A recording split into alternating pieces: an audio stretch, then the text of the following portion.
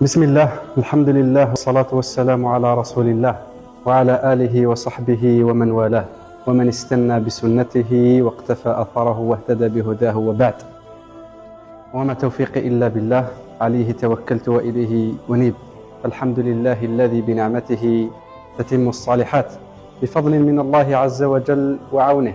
تم اليوم افتتاح المقر الجديد للمدرسة القرآنية النهضة بالقرآن سطيف، والمتواجدة في عين رنات، بالضبط في حي 209 مسكن.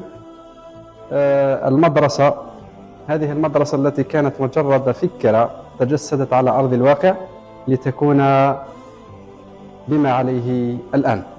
من لا يشكر الناس لا يشكر الله.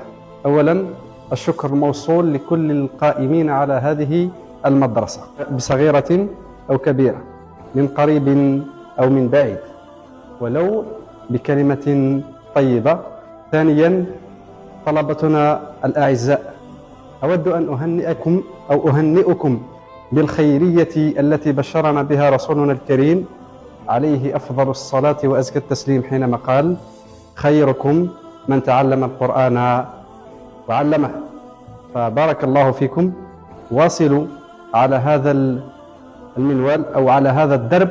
لا أقول ألف لام ميم حرف، وإنما أقول ألف حرف وميم حرف ولام حرف. وفقكم الله إلى تلاوة وتدبر كتاب الله عز وجل. ختاما أقول لكل المحسنين ولكل من ساهم في هذه المدرسة ولكل الطلبة الكرام، وفقكم الله. اللهم يا رب اجعل القرآن الكريم ربيع قلوبنا ونور صدورنا وذهاب همومنا وجلاء أحزاننا. السلام عليكم ورحمة الله تعالى وبركاته.